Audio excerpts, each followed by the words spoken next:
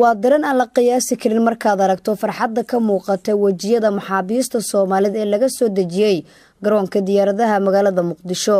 iyadoo ay garoonka ku soo dhaweeyeen wasiirro ka tirsan xukuumadda xubno ka tirsan labada aqal ee baarlamaanka Jamhuuriyadda Soomaaliya iyo dadweyne kale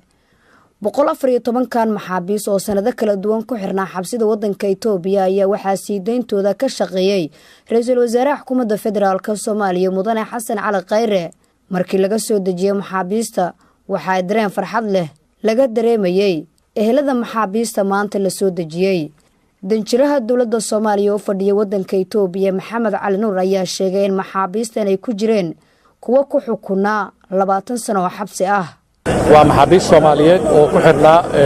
dalka Itoobiya gaar ahaan magaalada Jigjiga tiradoodan waa 114 ayagoo lagu kala xukumay yani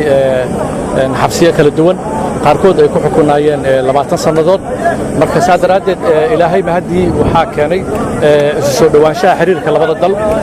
Soomaaliya iyo Itoobiya iyo ay galiyeen juhdi fara badan madaxda Soomaaliyeed si xiriirka uu u gaaro dhab u noqdo u taabaqaado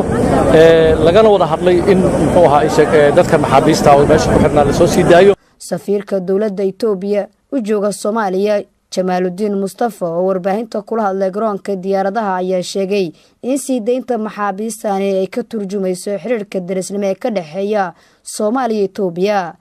anagoo fiirinayna xiriirka wanaagsan labada dal anagoo fiirinayna mataqaantaa qiimeynay codsiga madaxda Soomaaliyeed iyo wanaagga aan la doonayna xiriirka labada dal inuu mataqaantaa wanaagsanaada ayay ahayd dareen walaaltinimo iyadoo qaaday inay arintan sidan ku dhacdo waa arin bilowgeeda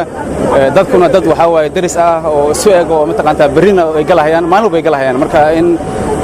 arintu ay noqoto arin aad loo bumbuuniyo ma laakiin anaga waxa naga tahay gesture walaaltinimo marka waxaan aaminsanahay ama aan dareensanahay in dhanka Soomaalidana ay dareemi doonaan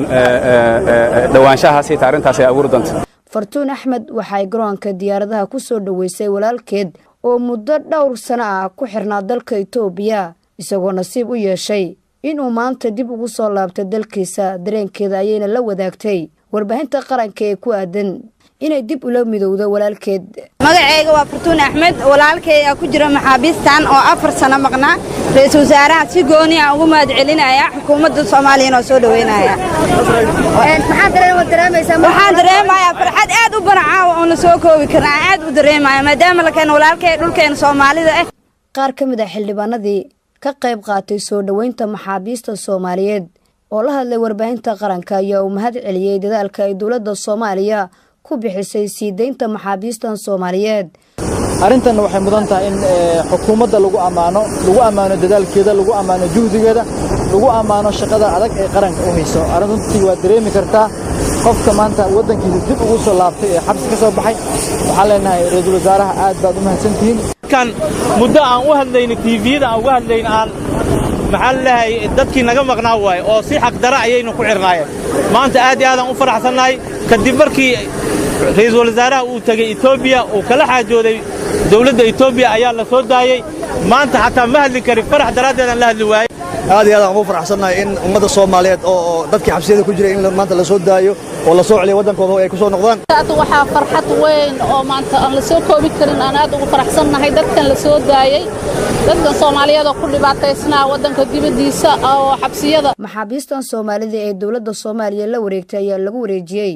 ciidanka booliiska Soomaaliyeed si loogu sameeyo baaris la xiriirta xaaladooda caafimaad iyo tan guud maxaabiistan dawladda Soomaaliya ka soo deysay dalka Itoobiya ayaa qayb ka ah qorshaha ballaaran ee xukuumaddu ku doonayso